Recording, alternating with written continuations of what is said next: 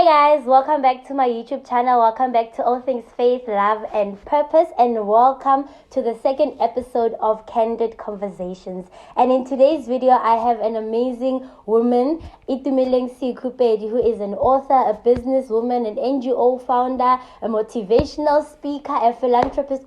She wears many hats, and she's also a burn survivor. And today we'll be talking about her story. Sometimes we see people and we are inspired by them, but sometimes it inspires us even more when we know the journey that took them to become the people that they are today. And today I am with Itumeleng so that she can tell me more about her journey as a burn survivor.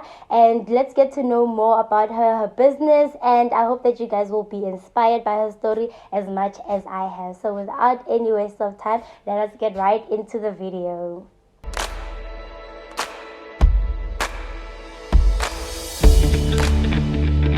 Okay, yeah guys, so I have Itumeleng Sekhu here. Hello, and thank you for joining me on my YouTube channel. Hi, how are you? And thank you for inviting me. It's such a privilege to have you here because as I was reading, because obviously before the interview I read more about you. I'm like, oh, you are such a big deal and you're here on my YouTube channel. So thank you so much for joining us. And yeah, before any waste of time, introduce yourself to the viewers. Tell us a bit more about you. All right, so making Mrs. Itumeleng. Yes, you better put that Mrs. over there. I'm a mother, I'm a wife, I'm an author, a motivational speaker, philanthropist. You wear a lot of hats, Shem. Yeah, it's hard to keep up. It's hard to keep up. Sure, okay, so first things first, so you are a burn survivor, yes, right? And from what I've read and researched, you got burnt when you were 11 months old. Yeah. So can you tell us a bit more about that? Obviously at 11 months you can't really remember much of that experience, but can you just take us through how that came to happen? Experience that my mom has rather just told me, and she says that I was sleeping on a bed, and then my mom then smelled the smoke, and then she came into the bedroom, and then she found me burning. The candle had fell on top of the bed. By the time she snatched me up from the bed, my right hand literally stayed behind. Sure. My brain cells were showing, my head bones were showing, my mouth was completely burned. Yo. It was bad. Yeah, at 11 months as well. That is traumatic. Right. And then I was in a coma for 3 months. And how I lost my fingers was whilst I was admitted, they had a white glove, and literally every single day, one finger would literally drop, until I was only left with one thumb.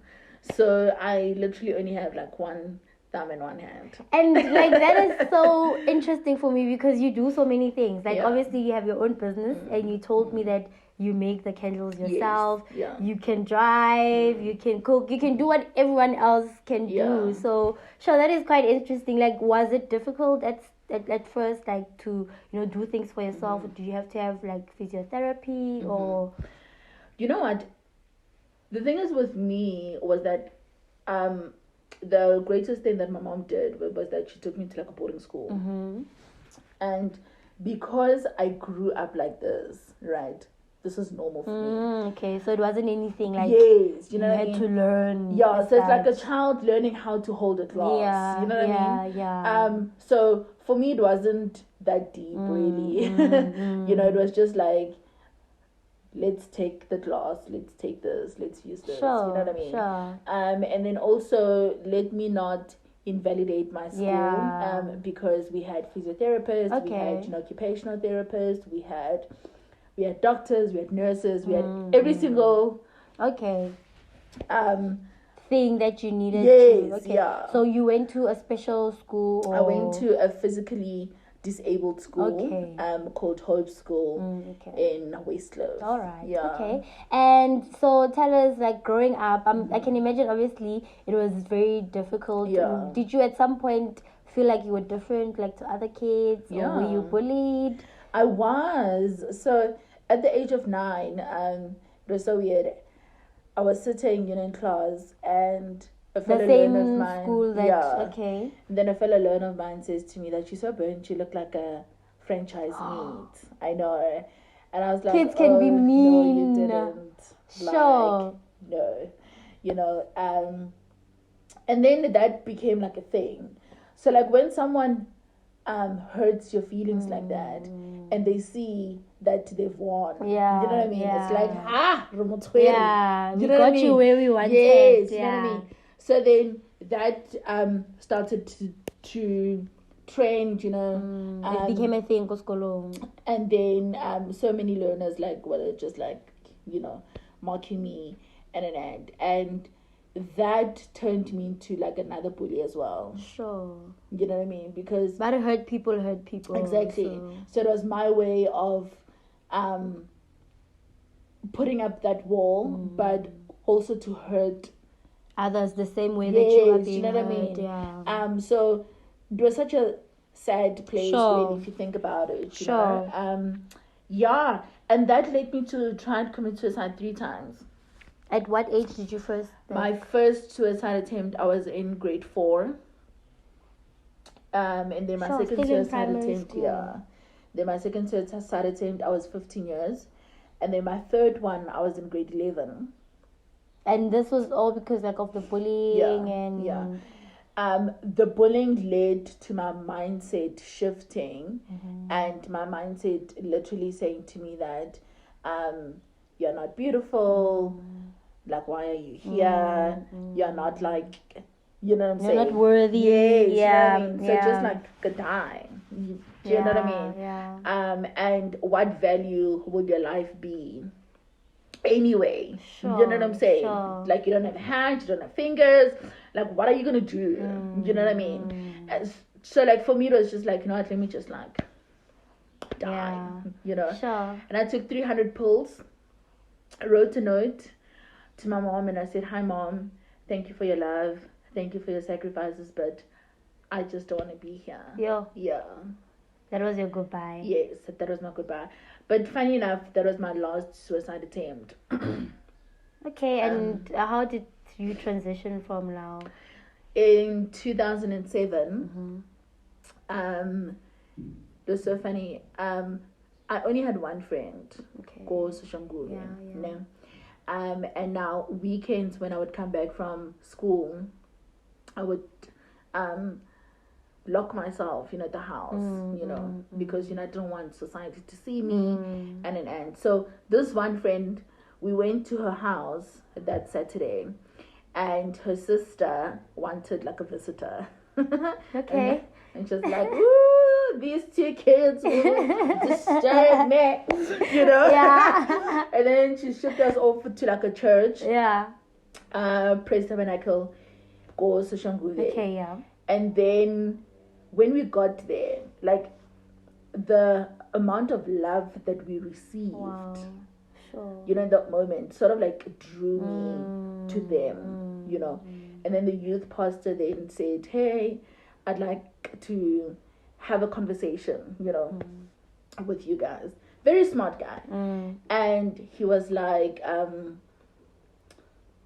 "Mudimu this, mudimu that." Yeah. And for me, it wasn't a bashing thing, because we were having sort of a conversation. And one of the things that he said to me, which stuck out, was that anything that you have been through was for his glory. Sure.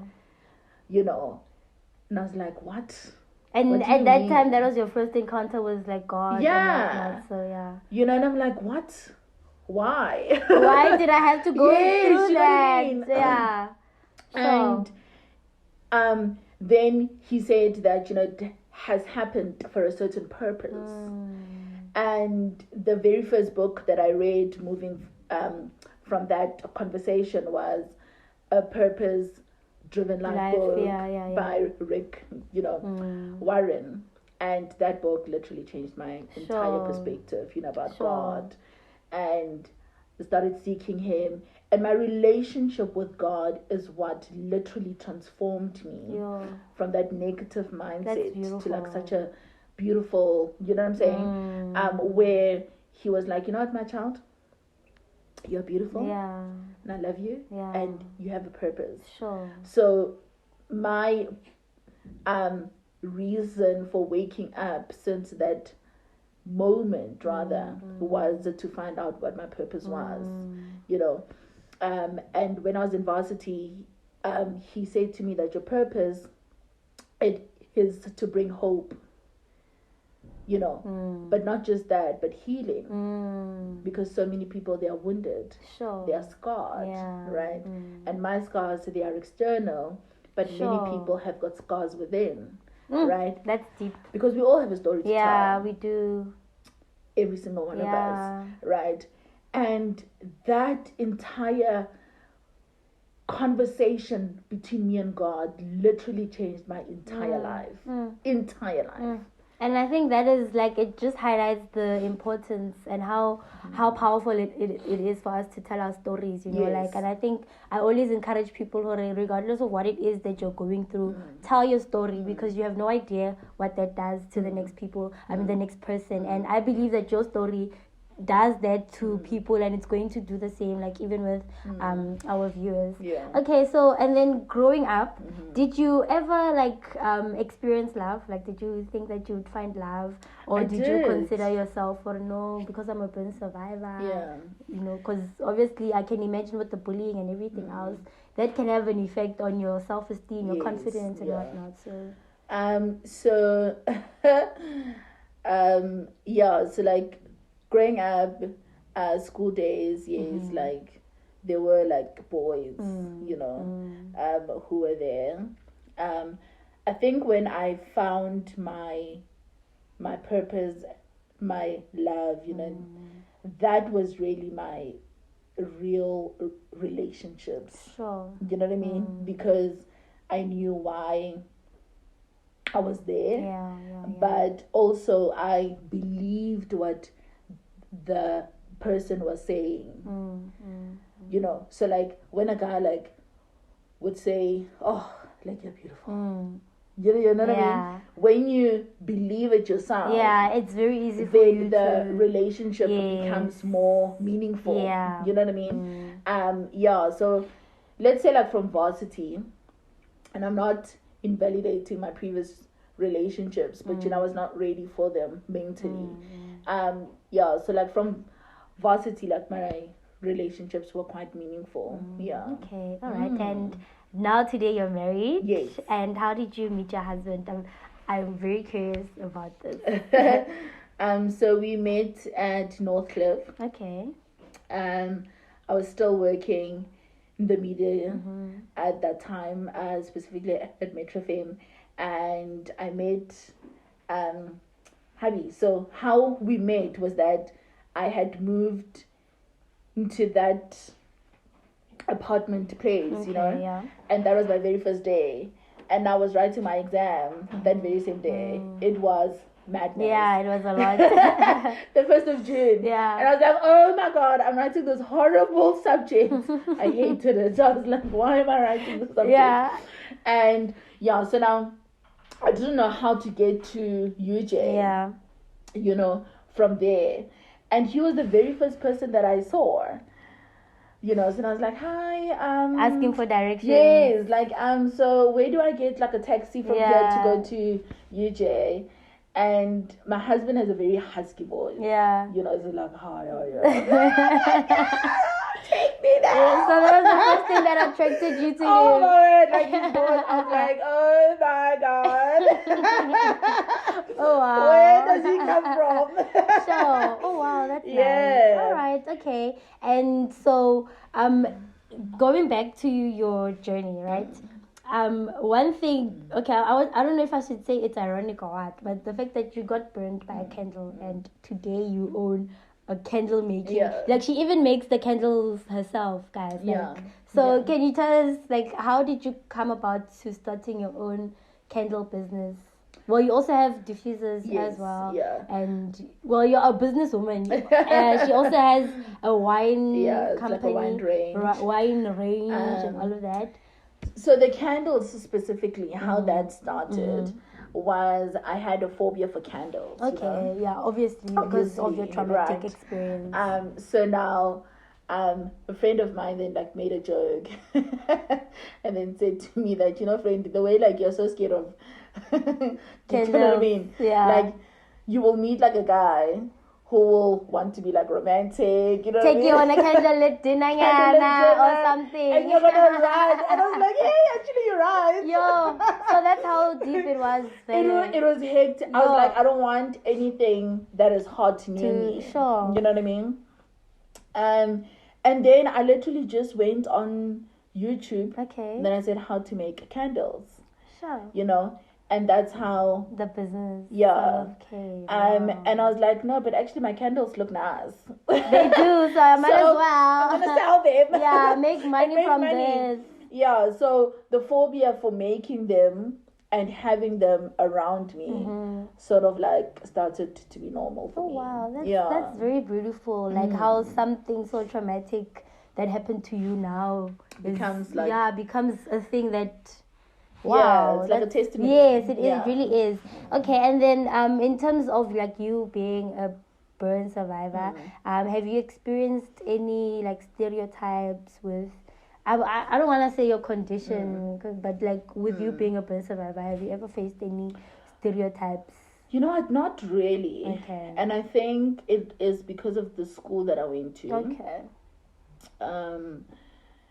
Yeah, like no, not really. Not even now. All right. The only thing that I can say that I really faced, which I really hated, was the fact that I was stared at a lot. Okay, yeah. Yeah. And now would you tell them off, like, if people are staring? No, because of now, imagine now, you are this young little girl, meek, you're scared, you're weak, you're afraid. You don't have even the confidence to ask, what you know what I mean? Like, you've got this low self-esteem. You just don't even want to be around people. So that is why for me it was so simpler for me to hide myself away from society. Sure. But my mom, she was like, how am I going to get this girl out of my house? Yeah. If you're always hiding. Like Yes, So no. And also, you realize the stairs when you yourself have got a low self-esteem. Okay, yeah, because you're very like conscious of yourself. So when people stay, even if maybe exactly. automatically you think, or like, this person is staring.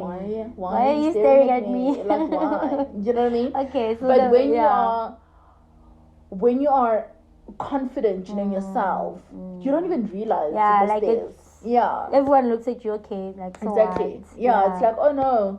Oh, you were looking at me. Oh, sorry. Okay. I didn't see that. Not a big deal. Whatever. Okay. Exactly. And like, obviously you said last time, like earlier on in our conversation, you said that you were at Praise Tabernacle and that's when you first encountered like this God. So how has the role of God, like as a father and whatnot, played into your life, in your journey, in your experience? Like, has it helped you like to be grounded in who you are, find your purpose, or just take us through that because journey? of my relationship with God, that's how I found my purpose. Okay, yeah. And now when I found my purpose, for me it was like, how do I come up with ways to live within my purpose by bringing hope, but bringing healing, right? And the beautiful thing with this is that I am literally telling my purpose, my story, through my life. Yeah, your own lived experience. Yes. Yeah. You know what I'm saying? So every single thing that I do is grounded, like God. The wine, actually, there's a song by Hillsong. Yes. And it's called New Wine. Yeah. And that song, the first time I heard it, I wept. Sure. I was like, oh my God, what? Yeah. You know, and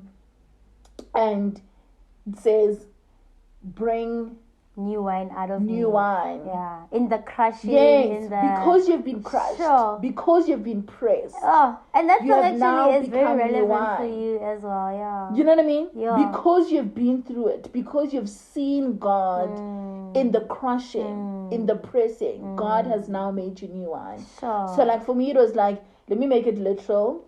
But also the slogan of the wine is, define what life is. Sure. You know, so it's like you need to redefine your life and not stay there and accept things that the current state and exactly right, sure. because God can change your story.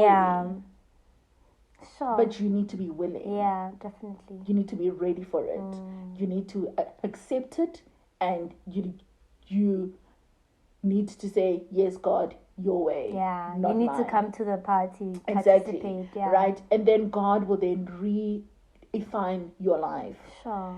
Like He has done with mine. Sure. And you also have an NGO.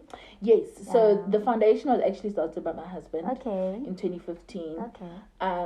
The Itumeleng Sekhu Foundation, and how he founded it was that I was the brand ambassador for Dove. Okay. At the time, and we were traveling around schools, and we were motivating young beautiful people, oh my goodness, like they were so beautiful. And for me, that was when I learned that no matter how beautiful you are, we all have got scars. Yeah, definitely. You know, and he was like, hey, actually, why don't you start this thing? Sure. You know, and the significance of having the right person. Yes, the right person. Yeah. And now, for me at the time, I was like very young. So it was like a foundation. No, wait, what? It must be a motivation. Yeah. I must like motivate people. Yeah. You're like, nah. You know? And yeah, that's how the motivational speaking really started, you know, as well. And we were just like traveling across schools, motivating young people. Like young people. Okay. And the transformations that we saw, we're like, oh, so this works. Yeah, it's doing something. Yes, you know what I mean? Making an impact. Yeah. Okay, so what work does the NGO does? Like, do you go to schools? We go to schools, so we have adopted 250 schools. Sure. We, for the past 3 years, we have been in partnership with the Angel Network, and we have literally given over 25,000 food parcels in the past 3 years. Wow. Sanitary pads, toiletries, anything you can think of. That's beautiful. We have done. That is beautiful.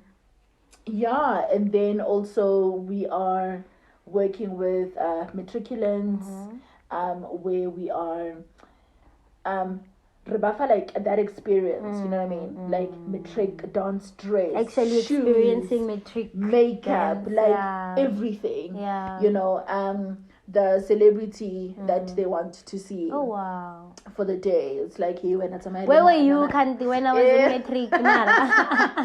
You know, it's like, hey man, this just go. Yeah. Wow, okay. You know? Wow, that's beautiful. Yeah. That's nice. Yeah, and so that has helped. Looking back at like your journey and your experiences, what is one thing that you would tell your younger self? Sure.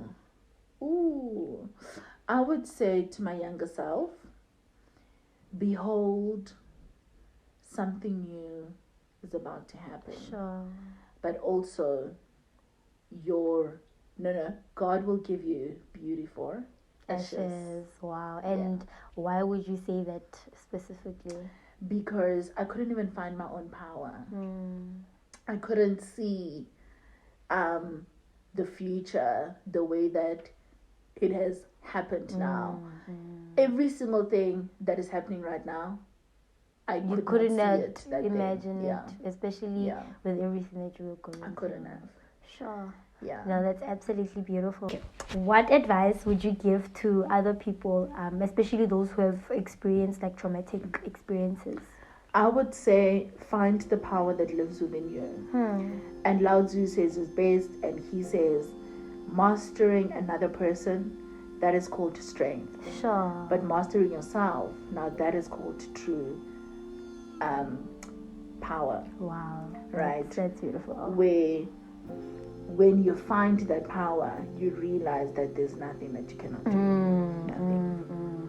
And as a person, considering because like I said, you wear many hats.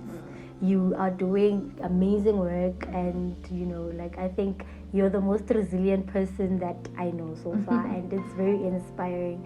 What legacy would you like to leave? Like, what do you want to be remembered as or for? I want to be remembered as the young girl from Makapanstad, Hammanskraal represent.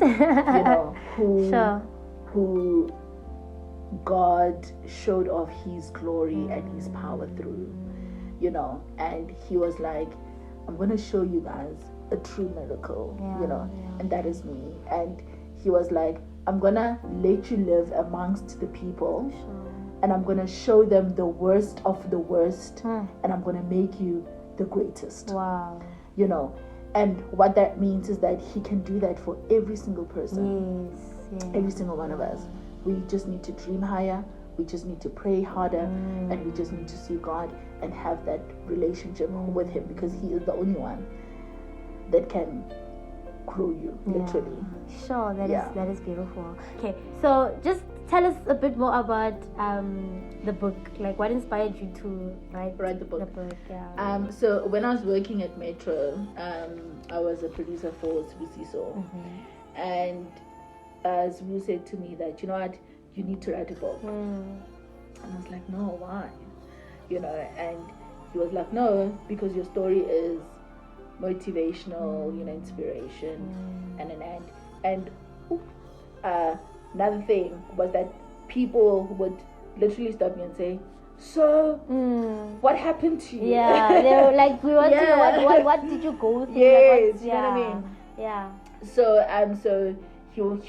he was like, no, write a book and sell your story. Sure, yeah. Make money from your heartache, why not? Exactly. From your experience. Like, why not? So then I wrote it. It took me 2 years to write it because of the emotions. Yeah, because you literally have to go back as well to everything that you went through. Exactly. Like, you become stuck, sometimes, because you sort of like feel that pain that you felt back then, so that people can sort of like experience it, as well. So that is what inspired the book. So we launched it in 2016.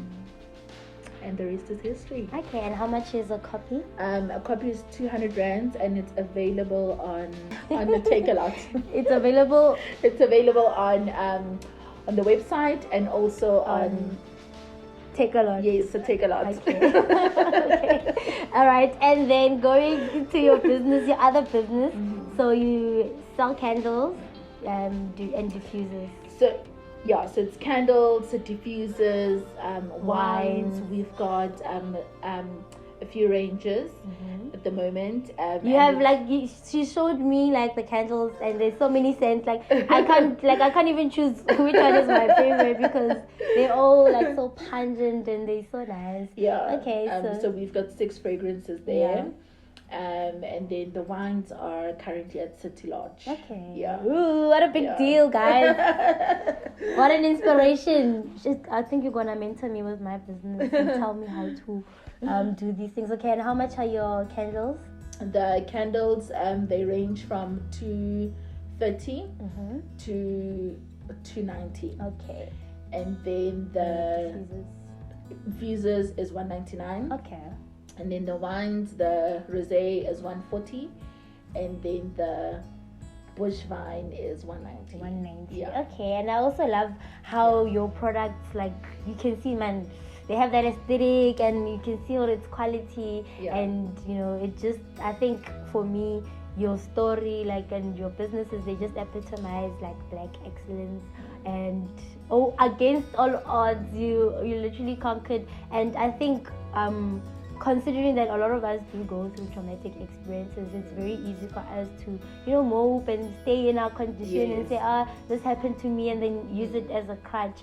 So it's such an honor to have had you on my channel, and I believe that our viewers are going to be inspired by your story, and may you continue just being the amazing person that you are, telling a story, inspiring us, showing us that, sometimes, you go through certain things and you feel like, oh my word, I've been through the most, until you hear someone else's story and you see this person living their best life, and you're like, actually, you know what, I can do this. So may God just accelerate you in every single thing, and may He continue to use you. May you continue living out your purpose, inspiring others beyond, doing things that are beyond you. And I'm just grateful to have met you, and thank you so much for joining us. How can people get in touch with you? I'm sure people might say, it's King, we want you to be a speaker at our events or whatever. So how can they get in touch with you? I have a website, so my mail address is there and the contact details. It is www.Itumeleng Sekhu.co.za. Okay. Yeah. All right. And YouTube channel? I saw that you have a YouTube channel, Mara. I do, but it's not I haven't been posting that active. much. But we are currently working on a show. Oh, nice. So we're gonna be very consistent with that. We have like That's a team amazing. and That's amazing. So that should keep me grounded. All right. No, okay. Yeah. No, that's great. Thank you so much, Itumeleng,